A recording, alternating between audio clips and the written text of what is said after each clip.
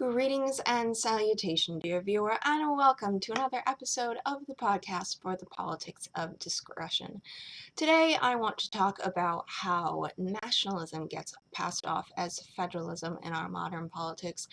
And fortunately for me, there's a fantastic example of this currently being discussed in the much anticipated Trump infrastructure bill, which was released earlier this week. Now, the economics of this bill seem to me to be largely based on a lot of wishes and fantasies. The basic premise is that by investing $200 billion, and we're not entirely sure if this is a minimum or a maximum because, as with many issues, the Trump administration is vague at best on the details and talking out of multiple sides of its mouth. So the federal government is going to invest somewhere around $200 billion in the states who are supposed to raise $1.5 trillion to pursue various infrastructure problems. Now, I grew up in New England, not far from Boston, and there we had the Big Dig, which you might call the boondoggle of all government boondoggles. And the economics of this seem fishy to me. $200 billion probably isn't going to get you an interstate in a lot of states. Spread that out across 50 states and the funding mechanism is predicated upon states will bring projects to the federal government. The gauge by which the federal government is going to determine what projects get funding or not, a lot of it has to do with the ability to show that there is private or public funding at state and local levels for these projects. If there is, the state will match grants up to a certain amount. That federal money will go away if the projects haven't been completed after 2 years. Now, again, having come from an area where Massachusetts is constantly working on roads and construction projects often don't get done that quickly. So it seems to me that this is going to lead to a lot of waste, a lot of regulation, and I just don't see how the economics of it are going to work. Now, that's one point, but the other point is this funding mechanism and the idea that somehow by incentivizing the states through matching grants, the federal government is going to magically make all of this money appear at the state levels, and this is going to lead to not only the repair of an infrastructure that is supposedly crumbling, people say that without any real evidence, but also this sudden stimulus and just burgeoning of construction and other industries like that. The development of rural high-speed internet is among the things that the Trump administration is talking about. This is not really generally borne out by facts. If you go back to the 1940s and to FDR's New Deal and a lot of the jobs programs that came out of that, and in many ways this strikes me as being similar to that without the government specifically mandating certain public works projects that it's going to fund. What it is nevertheless doing is setting the groundwork for projects that it wants to see completed, right? So imagine you live in a small town and you have, say, a local bridge that is in need of repair just through normal wear and tear. And because, let's say you live in a state that is a byway for a lot of traffic, like you live in New York and you're on that throughway from DC to the city to Connecticut, so you get a lot of traffic. You bring this project to the federal government and say, here's this bridge, it's crumbling, whatever, we need to fix it, we don't have the money for it. Here is a list of investors who are willing to sign on. What you're going to get is they're going to be willing to sign on probably contingent to the fact that you're getting that matching grant from the government. And remember, that grant's going to go away in 2 years. The federal government's going to pull out all money if it's not gone in 2 years. But so then the state is going to either say yes or no. And according to the infrastructure bill, about 70% of the criteria for whether or not the federal government will fund specific projects is based on the ability of states and localities to demonstrate whether or not they have the funds to make the project succeed. Now, there are a couple of problems with this. One, it sort of belies the claim from the Trump administration that the metric for federal government funding is going to be need or is going to be prioritizing projects that are going to most benefit the community. When 70% of that criteria is related to funding, clearly that's not, yes, maybe need is a factor, but it's ephemeral. It's less than 30% of what the government is looking at. So it's not the primary criteria. Beyond that, if this funding issue is so foremost in the mind of federal officials, and you can understand why it is, although the federal government being conscious about spending money is certainly belied by the ridiculous amount of deficit spending that the Trump administration has run up in the past week between the CR and the proposed budget and this infrastructure bill. But when you're so focused on the money, we're pushing actual need out to the side.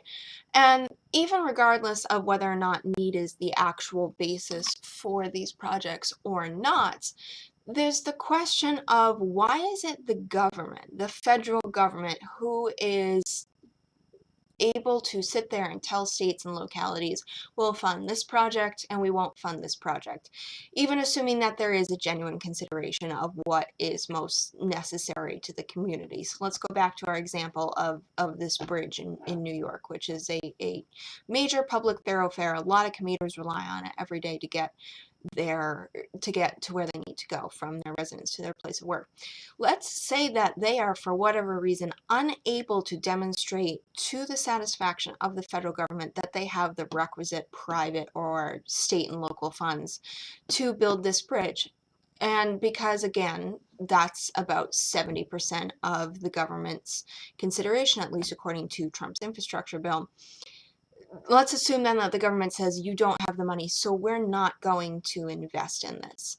Well, who is the government to come in and tell states and localities what projects should be prioritized? And who are they to say this is a general need or not, and this is appropriate funding or not?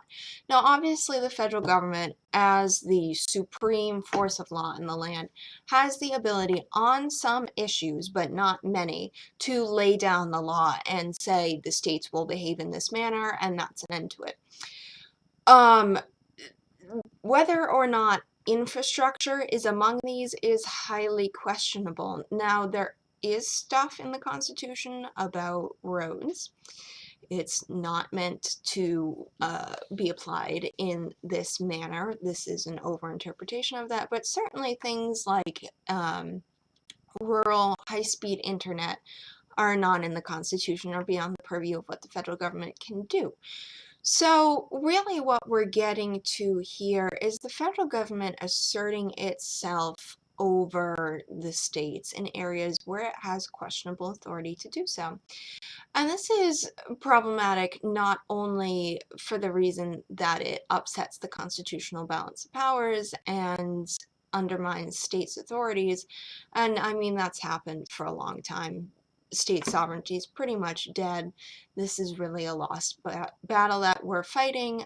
But at the same time, initiatives like this one, like what's being put forward in the infrastructure bill, are being passed off as federalism.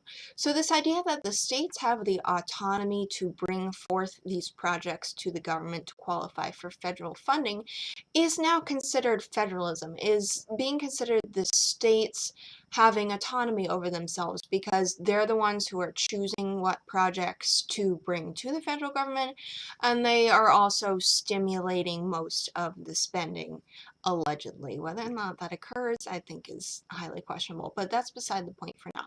So let's assume that states and localities are able to get all these construction dollars in, and suddenly everyone's really excited about building roads and bridges. Again, it's not really state autonomy if you have the government, whether rightly or wrongly, turning around and saying we will fund this project based on our criteria, or we won't fund this project based on our criteria.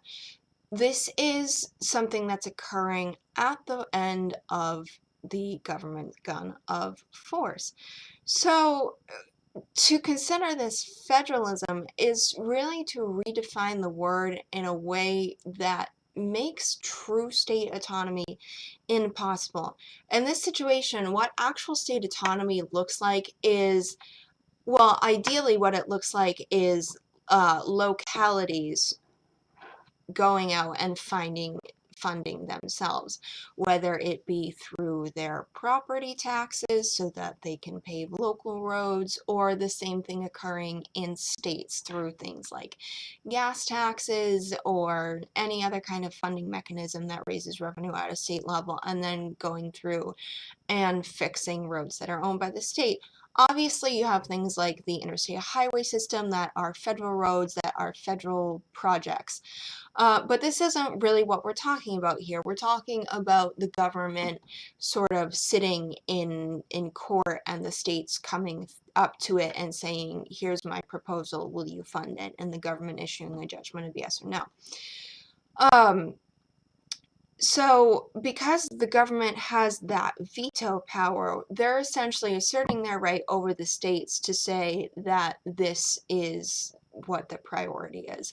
So the states can't really determine for themselves what the priorities in towns and localities are, at least not without bowing to the idea of governments, of the federal government's metric for what is considered to be a worthwhile expenditure of funds or not. Now, you might say that the federal government, since these are federal funds, has every right to make its own determinations about how they should be used. And again, this is true to a certain extent, but then we return to this idea of the enumerated powers and the idea that many of these infrastructure bills relate to matters that are not strictly either limited to federal projects like federal highways. They are more focused on infrastructure in a wide variety of things. Again, I go back to rural broadband because that's clearly something that the federal government does not have any authority to try and control. And even if we were looking at strictly federal projects like the federal interstate system, that's different than them sitting in trial over states and localities and saying, we approve this project based on our criteria, we don't approve this project based on our criteria, for things that apply to roads that are under the jurisdiction of states and localities. This is then the government sticking its nose into the business of the sovereign states or of localities which are under the jurisdiction of states. Now, beyond that, we have the issue of the sort of veneer of national security and national welfare, which is bred into this. And this idea that the infrastructure bill is something that we should pursue on the grounds that it is going to make America better for business, which is part of our national security. It's going to make people's lives easier. It's going to help stimulate economic growth at local levels because you're going to have construction companies coming in here. Now, all of these claims have problems to them. One, the idea that you're going to stimulate all of this economic growth by funding road repairs, bridge repairs, things like that, is really foolish because road and bridge repairs are things that have to happen anyway.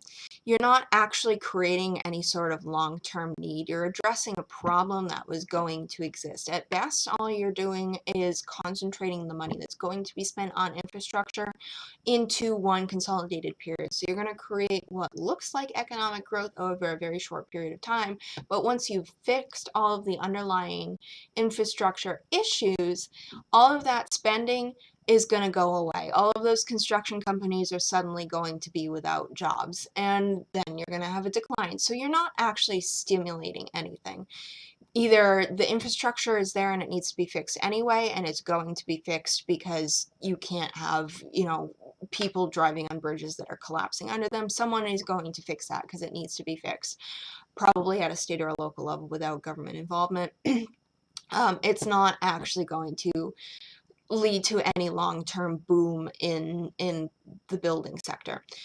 To the idea that these are projects which must be undertaken for the good of the nation or for the good of business, here we have the federal government inserting itself into the private sphere. And this is really, really pernicious, at least to my line of thinking, because now it's not just that you have the government inserting itself into states' business and the idea of what's in the good of the states, because conceivably there are certain areas where the government has authority to do this, particularly if it relies on federal funding for federal interstate systems and things like that, although you could argue that, the government really doesn't have the authority to build the federal highway system, but it's built, so at this point, what are we going to do? You can't just pawn that off on states too. But this goes so far beyond that, in that now government is declaring that it has a right to define what is in the interest of business. It's saying that it knows what's in the interests of small businesses or people who live in states and localities, and it is actively going to take steps to create the conditions, not just the possibility, but the actual conditions that are going to lead to economic growth.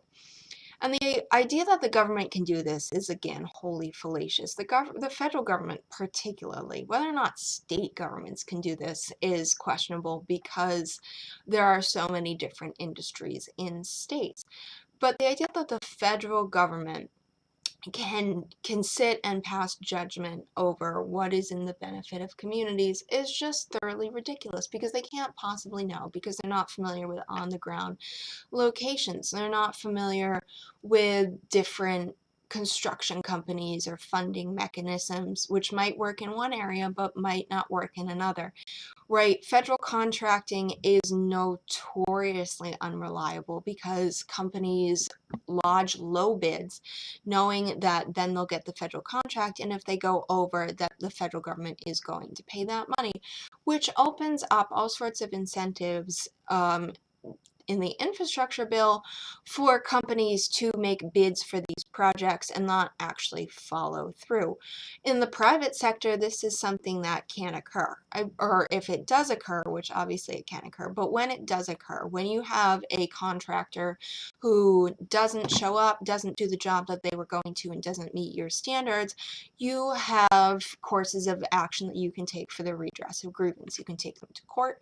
You can tell all the people in your community, see what they did a horrible job, they were unprofessional, and people aren't going to use them, so their status in the community is going to diminish and their business will go down.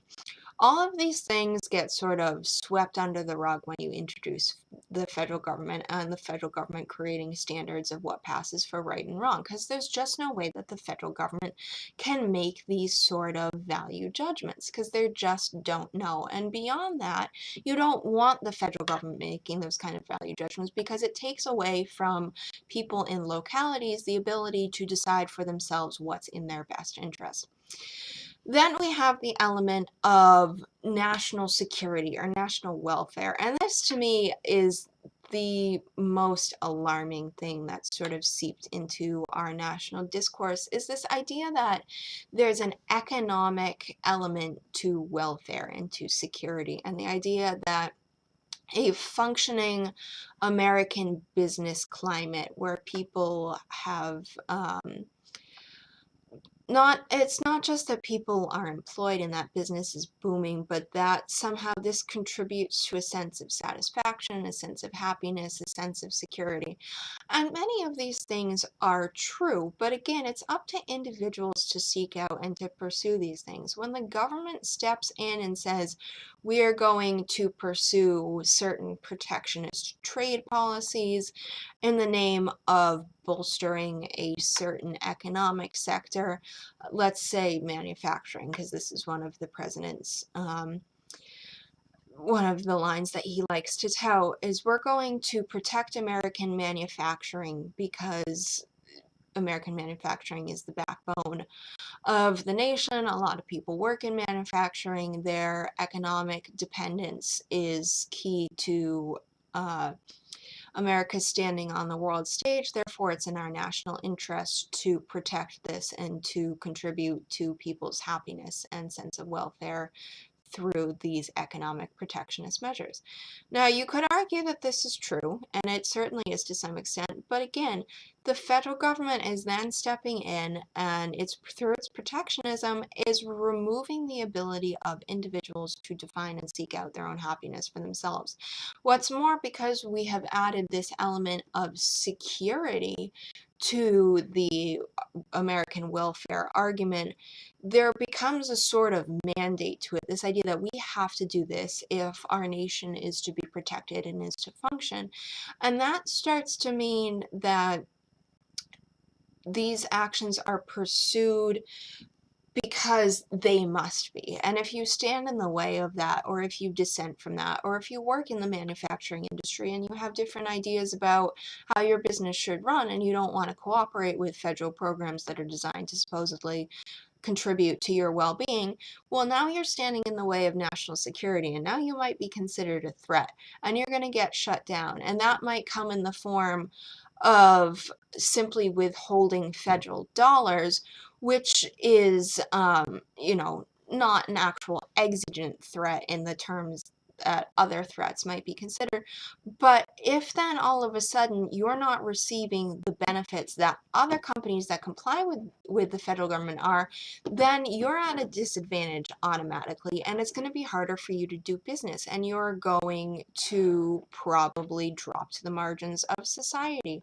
And that's just, now you don't have parity of the citizenry. The government is actively engaging with certain sectors of the citizenry and promoting those that it supports and who go along with its agenda, and anyone who disagrees is then sort of outcast in a sense. And the infrastructure bill kind of threatens to do this because it incorporates this idea of, well, we have to pursue things like rural broadband because we have to develop rural areas, and we have to do this in the name of boosting our national economy and boosting American standing on the world stage. And this again gets to this idea of nationalism and the sense that America is a nation as a whole rather than a collection of multiple interest groups in the forms of individuals, in the forms of business interests, in the forms of social groups, and even in the forms of states who pursue policies that benefit those who live within their borders and who benefit the state economies. When the government starts to take this nationalistic tone and just sees we the people as one collective, one solid block, the people who dissent or who disagree or who don't want to participate in what the federal government's idea of good is are marginalized, and that's what contributes to political inefficacy and to feelings that the government is corrupt, that the government doesn't respond to citizens' interests, and leads to friction and hyperpartisanship and all of the sort of nasty parts of politics that we have today.